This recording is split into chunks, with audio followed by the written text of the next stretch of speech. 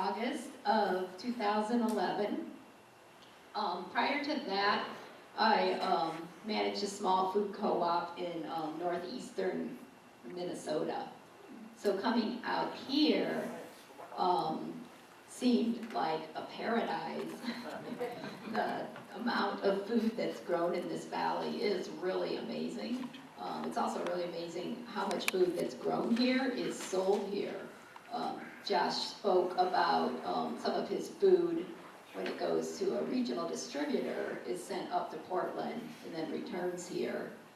But there's also a lot of food that's grown here that is consumed and sold here, much higher than is typical. So we are doing a good job of growing a lot of local food. And now we're confronted with climate change, and you all, I assume if you're in this group, you know a lot about what we are looking at in the future, the trends, the decrease in the water supply, less snow, the snow melts earlier in the year, so there isn't as much of it that lasts into the growing season very far. And I think for this area and agriculture, that's probably one of the key issues is going to be the reduction in available water, because without the water you can't grow things. Then I thought, when Alan asked me to speak, Alan Cathy, I thought about this on the retail level. Well, our store and every other store here in the area is part of a global food system. We do emphasize local products. We do as much as we can to support and grow the amount of food that's grown locally, but we're still part of a big global picture. So when we look at the effects of climate change, it's not going to be just how it changes our weather and patterns here in the Rogue Valley. It will be how it changes the weather and patterns across the U.S. and even internationally. A lot of our produce is coming from Mexico, different times of the year. So I guess I stepped back and looked at it even from a bigger perspective. And because of my background and where I work, I also thought, first of all, how are the large conventional grocery stores going to react to this? Well, I know how they've reacted to the profitability of organic food. Basically, we've seen all of them embrace organic food because that's where the profit is. A lot of downward pressure so that they can get as much of the market as possible. Basically, they're trying to make as much money off of organic food as fast as they possibly can. Dilution of standards, so examples of organic, the large organic dairies that started producing so that the bigger stores, the Targets and the Safeways could have their store brand of organic. But that picture of the cow in the meadow on the milk is not the reality of those larger farms. And it really, for some of us who have been in the organic food industry for a long time, seemed like they were cheating. And we also, had some champions within our industry that, called them out. There were legal battles, but it's a constant fight. And the organic standards that were enacted in 2000, primarily came out of the food cooperative movement of the 70s, 80s, 90s. So kind of felt like our foundation was being shaken up. And the most recent dilution is the definitions of local. Every single store in town tells you they're selling local products, tell you how many local products there are, but they don't define what local is necessarily. And to be honest, we did not, at the Medford Food Co-op, we didn't have a set definition either, and realized about a year ago, we need that definition. We want to be very intentional about what we label organic, or not organic, local. So we set the definition of as within 100 miles of Medford, which does limit us a lot, but we think it's what people expect when they come and shop at the co-op and we tell them this is a local product, this is a local salsa or something like that, that it didn't come from Portland. So 100 miles is our definition. As I was thinking about this, I was reminded that, food co-ops have actually been delving into, what makes food production sustainable, what makes it economical, what makes it environmentally feasible, ever since the 60s and 70s. So if any of you remember the counter-culture and food rebellion of that time, that resulted in a lot of communities organizing and forming food co-ops. And a big goal, a big value that they had was that the food co-ops would be providing healthy food for all.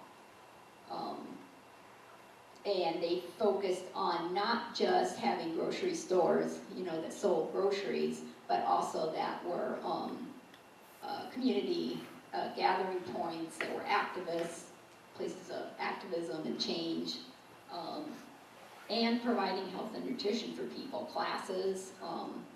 The library will close in 15 minutes. Please bring any items you plan to check out to the circulation desk on the first floor now. Now a lot of the conventional grocery stores have classes, but that was initiated by the food co-ops.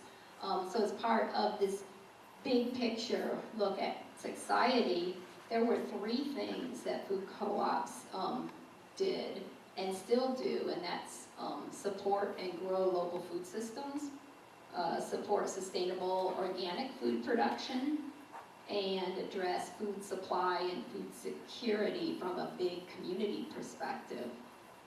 They have done that ever since the 70s, at least any co-op that I've been a member of. And if you look at it, these are precisely the same goals and values that will be needed to meet the challenges of climate change. Because what we're looking at is uncertainty in weather patterns, trends, agriculture. So these are ways that we can address these uncertainties. I wanted to talk a little bit about each one.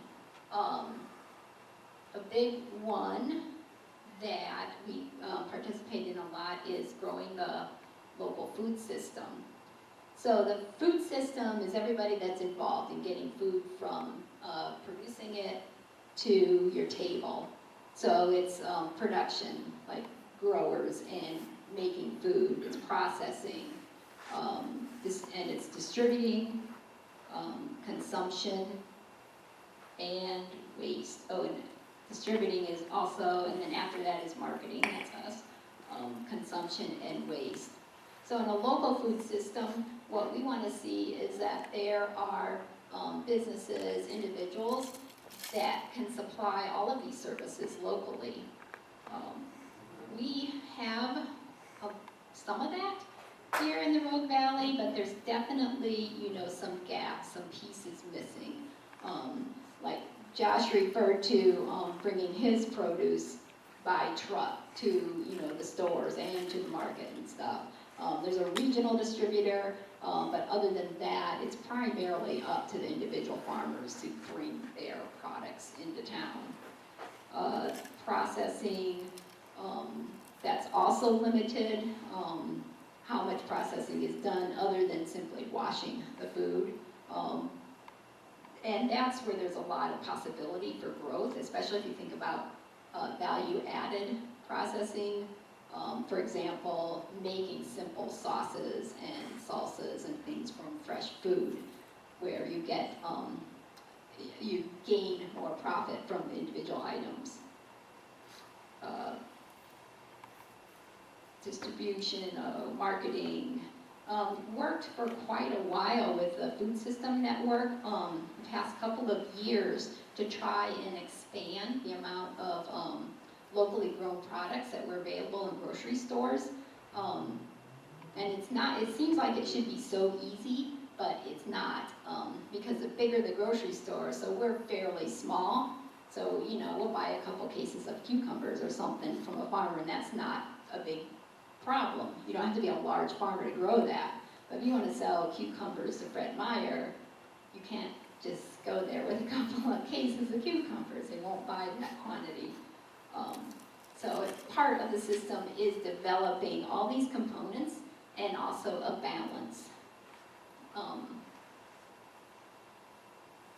Yeah, so how does this local food system help us meet the challenge of climate change? A big part of it is, like Josh said, diversity. We're adding products from multiple suppliers, so we're not just relying on our greens from California. We also have local greens that we can get. That's really helpful when you're looking at a future with widespread variances in weather, unpredictable events, food prices that jump around a lot. That can have a huge effect on food security. So a strong local food system improves our resiliency. One example I thought of is basically I-5 is our food supply chain. If any disaster closed I-5, we'll run out of food pretty quickly. However, local food produced and grown here locally can help mitigate a disaster like that. The other thing is if there were a lot of regional strong food networks, you know, we could support each other and survive. So the other big goal that food co-ops have been a part of since the 70s is supporting sustainable organic food production. So we already know that one of the challenges of climate change is reducing the amount of arable land globally through natural disasters, through desertification, floods, all sorts of things. There's also been a lot of reports that the arable land we have right now isn't in great shape. A lot of it's been depleted, you know, over-farmed. Conventional agricultural methods often basically just use up all the nutrients in the land very quickly with the thought they're going to replace it with synthetic chemicals over time. So a lot of the arable land isn't in good shape already.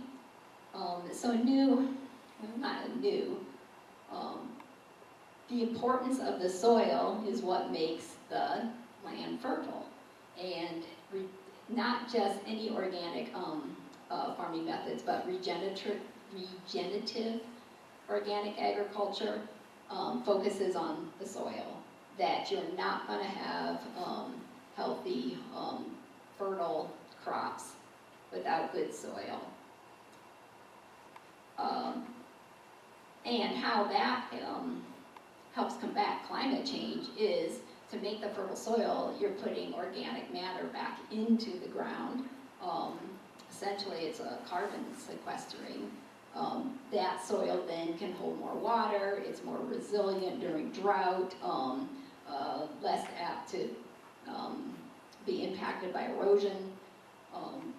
So it focuses on improving the whole soil system. Yeah, so, and it makes it more fertile. So healthy, I lost my place on my notes. So that's part of a sustainable organic food production, makes the crops more fertile, and helps combat climate change. Another aspect of it is bringing animals back into agriculture, like cows grazing, to help increase soil fertility. That's a little bit controversial because of the methane that big animals like herds of cows introduce. So if we start introducing more animals into farming, then it has to be done carefully and managed so that you have more of a rotating grazing pattern. They don't stay in one area for very long. You have to move them through your land. Very similar if you think how the prairies were formed. Large herds of buffalo moved across the prairies for years. They're grazing, a lot of them, but they're not staying in one spot very long. They move a lot, so they keep a big area fertile, but don't overtax that environment. And the prairies then formed the U.S. Grain belt, so that worked. Finally, another challenge that we'll be facing with climate change is limited, volatile food supply and security. And I think food co-ops have traditionally addressed this from a community perspective. So we can't do this alone, but we work with other groups in a community to help improve access to healthy food. So not only is our global food supply under pressure. The library is closing. Please proceed to the exits on the first floor now. Final call. Not only does our global food supply have pressure from climate change, but also population growth. So estimates are that we'll be at about 9 billion people by 2050. So how are we going to feed all those people fairly and sustainably? So that impact, along with the climate impact on production, pretty much means that prices are going to rise, availability will be limited, so food insecurity is likely to increase. Here in Jackson County, about 30% of the population is low income, so food insecurity is already a big problem here. We've worked with other businesses and organizations to address this problem, and one of the organizations we've worked with is the Rogue Valley Food System Network. I don't know if anybody has heard of that, but it's a group of individuals, businesses, and organizations that are trying to develop a healthy local food system that also is fair and provides healthy food for everyone. And some of the things or projects that we've worked on through that is double up food bucks at the growers market. So if you're not familiar with that, if you're on the SNAP program, you purchase tokens at the farm growers market, and they'll match that amount. So if you purchase $10 worth of tokens, you get $20 worth of tokens to buy produce. Healthy Corner Store initiative. There were a couple of, I think only about 2, Peach Street Market, and then I'll remember the other one in Medford. We worked for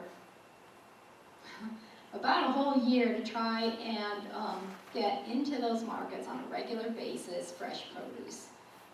We also had cooking classes demonstrating how to use the produce right at the corner market, a couple evenings a month, in the effort to have access to healthy food for a lot of families where they go down to the corner market and that's where they buy the food that they're going to eat for supper.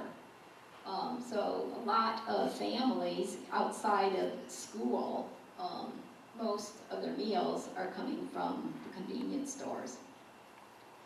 That was a real struggle because it was difficult to get, make the produce attractive, especially the younger people that were coming in and buying the food, which a lot of times that was the case, is kids after school were purchasing their supper there. Were not real motivated to buy the vegetables over the other food. So I don't think that, I don't know how much that has continued, but anyway, it was an effort to try and get healthy food into the corner stores. Besides cooking skills at those convenience stores, we've also had cooking demonstrations at the grocery stores, at the Medford Food Co-op, at the Ray's stores, at Food for Less, where volunteers will come in and prepare a simple dish using fresh local produce. So it's done seasonally. So like later in the year, one I can remember is squash tacos. So in the fall, when there's lots of squash, you make tacos out of squash. Another project that has been very successful is a mobile food pantry. So Access now has a truck, and with support from Sherm's, Food for Less, and Shopping Cart, they take that truck on a rotating basis out to distant communities where there isn't a grocery store very close to provide fresh produce to those people. We've also been involved with... Good night. The public library and the RCC library is now closed. But we can stay. Yeah. We're locked in for the night now. The Rogue Valley Food System Network is also part of a statewide network where different groups that are working on building their local food systems across the state come together. And we currently have a working group that we're looking at what are some of the barriers to accessing healthy food and how can we remove those barriers. Additionally, at the food co-op, we donate a lot of our blemished produce to the Medford Gospel Missions, the main ingredient restaurant where they serve meals 7 days a week. Last year, we donated 29,000 pounds of food to them. So besides keeping it out of, the landfill or composting it, it also helped other people. We also contribute to Access's food pantry. So I would say in closing, those may not seem like real retail oriented goals and directions, but there are really important areas where markets, grocery stores, who are one of the key stakeholders in a food system network, can help us face the challenges of climate change. And I think grocers really have an opportunity to serve the communities we're in by cooperating with other businesses and organizations. And I think that's how we as a society will be able to survive climate change.